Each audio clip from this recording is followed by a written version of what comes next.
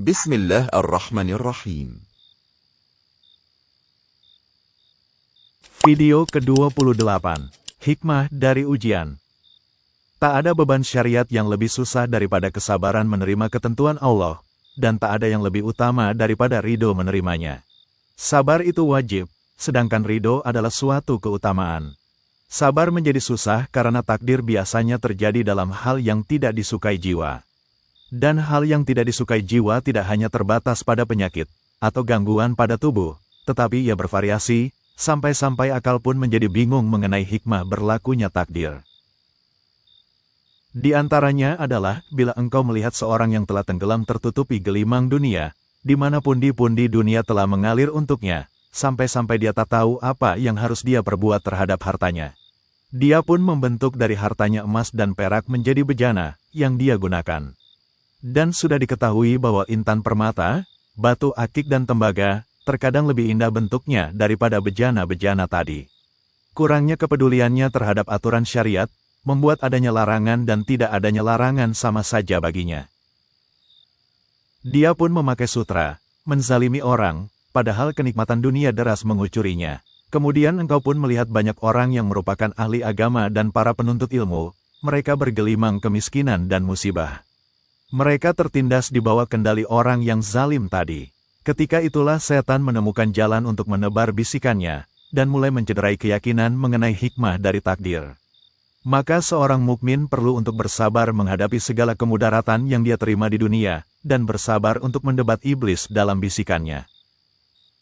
Demikian juga dalam hal dominasi orang-orang kafir terhadap kaum muslimin, dan dominasi orang-orang fasik terhadap orang-orang yang taat beragama.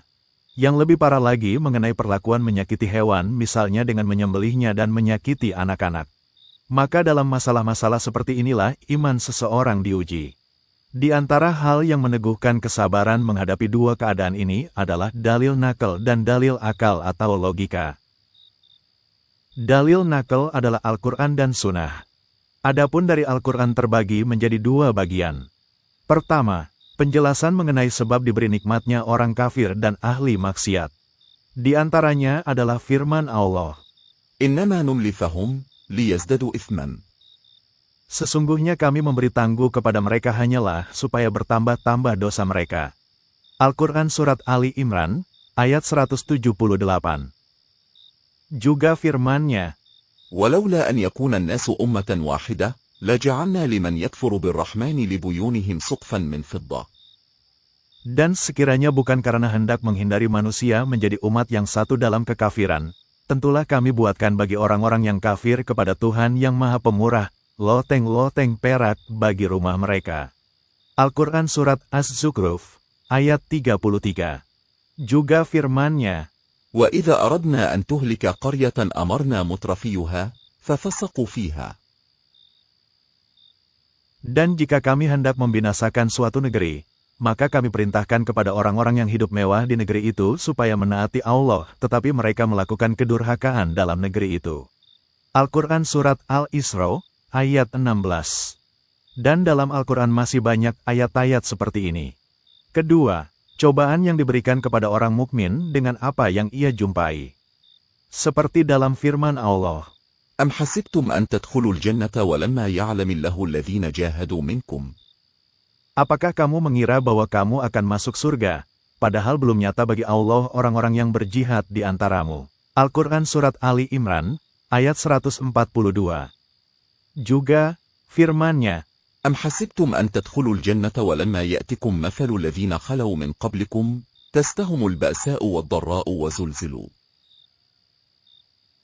apakah kamu mengira bahwa kamu akan masuk surga, padahal belum datang kepadamu cobaan, sebagaimana halnya orang-orang terdahulu sebelum kamu. Mereka ditimpa oleh malapetaka dan kesengsaraan, serta digoncangkan dengan bermacam-macam cobaan. Al-Quran Surat Al-Baqarah, ayat 214. Dan masih banyak ayat-ayat yang seperti ini dalam Al-Quran. Adapun dari As-Sunnah, terbagi menjadi ucapan dan keadaan. Adapun keadaan, yaitu Rasulullah berbaring bertukarkan pasir yang membekas di sisi perutnya, maka Umar menangis melihat keadaan beliau. Umar berkata, Kisra dan Kaisar berada dalam gelimang sutra dan sutra halus. Maka Nabi bersabda, أفي شك أنت يا عمر؟ ألا ترضى أن تكون لنا الآخرة فلهم الدنيا؟ Apakah engkau berada dalam keraguan, wahai Umar?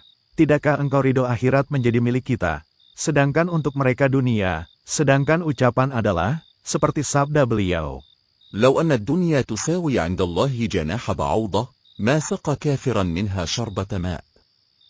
sekiranya dunia ini di sisi Allah sebanding dengan nilai satu sayap nyamuk, tentu Allah tidak akan memberi minum seteguk air dari air dunia kepada orang kafir. Adapun dalil akal, maka ia bisa menguatkan laskar kesabaran dengan bala tentaranya. Di antaranya adalah dengan dia berkata, telah nyata bagiku berbagai dalil pasti, mengenai hikmah dari zat yang menentukan takdir, maka aku tidak akan meninggalkan dasar asal yang sudah nyata ini disebabkan hal yang diduga melenceng oleh orang bodoh. Juga dia berkata, telah nyata bagiku bahwa seseorang yang beriman kepada Allah itu bagaikan seorang pekerja, dan bahwa waktu kerjanya itu bagaikan terangnya siang, maka tidak selayaknya bagi orang yang dipekerjakan di area berlumpur untuk mengenakan pakaian yang bersih, namun dia harus bersabar selama waktu kerjanya. Bila dia telah selesai dari kerja, barulah dia membersihkan diri dan mengenakan pakaiannya yang terbaik. Barang siapa yang berleha-leha pada waktu kerja, niscaya dia akan menyesal pada saat pembagian upah, dan dia dikenai sanksi atas keleletannya dalam menjalankan kerja yang dibebankan kepadanya. Maka sekilas pemikiran ini bisa menguatkan ikatan kesabaran.